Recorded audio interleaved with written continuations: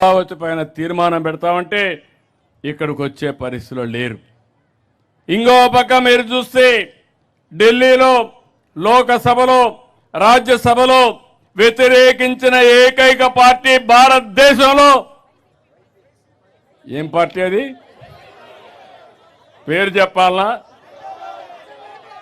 మీరు మర్చిపోవాలి, రాష్ట్ర ప్రజలు మర్చిపోవాలి, పీడ విరగడ కావాలి రాష్ట్రానికి. అలాంటి పార్టీ అది. ఈరోజు కొత్త స్లోగన్ తీసుకున్నాడు, మ్యావిగన్ అంటూ. నాకైతే అర్థం కాల, డిక్షనరీలో కూడా చూసా, ఎక్కడ దొరకల. బుద్ధి లేని వ్యాఖ్యలు, నవ్వులాట వ్యాఖ్యలు. అంటే ఏంటిది నాకు అర్థం కావడం లేదు. అంటే తెలుగు జాతి ఆత్మగౌరవం పట్టలేదు. దుర్మార్గమైన రాజకీయాలు, నేరాలు ఘోరాలు చేసే ఆలోచనలే. వీళ్ళకు ప్రజల గురించి పట్టింపు లేదు, రాష్ట్ర భవిష్యత్ అంతకంటే లేదు.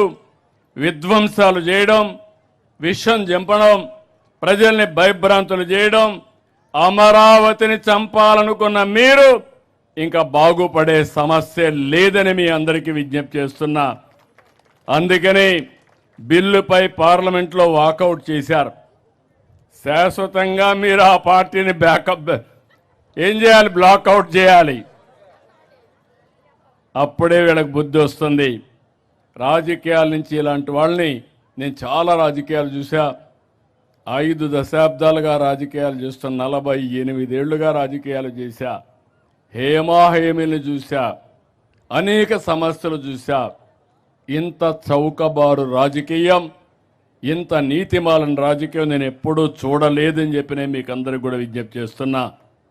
అందుకనే ఈరోజు మిమ్మల్ని అందరినీ కోరుతున్నా, అమరావతి, ఆంధ్రప్రదేశ్, ఒక్క అమరావతినే కాదు, 3 మెగా సిటీలు విశాఖపట్నం, తిరుపతి డెవలప్ చేస్తాం.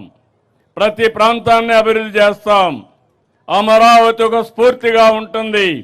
ఇక్కడ కూర్చుంటే ఎక్కడ లేని వైబ్రేషన్స్ వస్తాయి.